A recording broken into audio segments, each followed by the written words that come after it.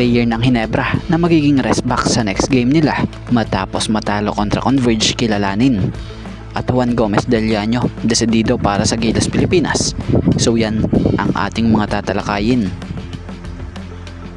So legit na nasa bansa na nga talaga itong Gilas Pilipinas naturalized na si Justin Brownlee matapos mag-upload si Juan Gomez Del Llano ng photo nito sa kanyang IG kung saan kasama nga nito sa litrato itong si Justin Brownlee.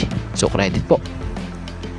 At maiba tayo, speaking of Juan Gomez Del Llano, ang manlalaro nga ng Converge na ito ay napuri nitong si Coach Tim Cone matapos ang naging laro ng Barangay Ginebra kontra Converge nito lang nakaraang Biyernes ng gabi, na kung saan ay tinalo nga po ng Converge ang Ginebra, at sa naging panalo nga po ng Converge na ito ay isa sa naging weapon ng Converge talaga namang itong si JGDL din, na siyang kumamada ng career high niya sa PBA na 32 points, 6 rebounds and 6 assists na mayroong 13 of 16 field goals. Batay nga kay Coach Tim, i-describe niya nga po ito na looking like the best player in the league tonight. Kaya naman maraming ang nagsasabing mga fans na baka nga raw ito na yung possible national team return nito dahil na nga sa pagkakapuri sa laro nitong si Coach Tim. So speaking of national team, alam nyo bang ready at gustong gusto ni Juan Gomez Del Llano na makapaglaro muli siya sa Gilas Pilipinas? Kung hindi man ngayon, umaasa ito someday. Dahil ayon nga kay Juan, if the national team calls, that's a no-brainer. It's a green light. Playing for Gilas is different. With the experience I got overseas, I feel I can help a lot if given the chance. So para sa opinion natin dito, goods yun kung sakali mang makabalik sa national team itong si Juan Gomez Del Llano.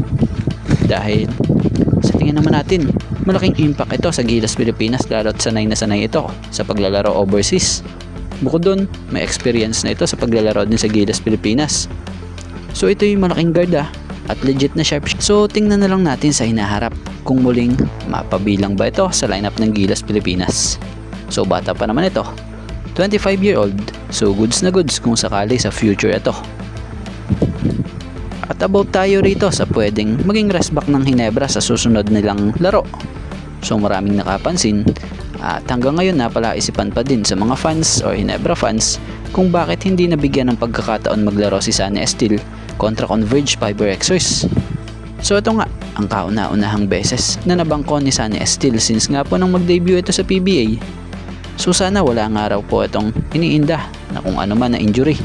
So sana it's a coach decision lang. Pero kung coach decision na to, sa tingin naman natin sa susunod na game ng Ginebra, lalo't galing pa sila sa talo, inaasahang possible muling gamitin na ito. Dahil yung position ni Sunny Estile isa sa talaga namang importante. Alam naman natin kung gaano siya ka-hustle sa game, very energetic at masipag sa depensa. So isa pa rito, may mataas itong IQ. So sa tingin natin next game, ito yung magiging rest back ng team. Dahil inaasahang gigil muli ito sa hardcourt Noon pa man, lagi na niya nga pong nababanggit na basta nga raw ito ng playing time or ipasok siya, talaga namang quality minutes ang ibibigay niya para matulungan ang team. So alam naman din itong si Coach Tim Cone talaga yung kayang ibigay niya sa game. Dahil nga ayon kay Coach Tim noon pa, he's a lot of potential. He's athletic, he runs the floor well, he gets to the basket well. He got good size for his position, which is important.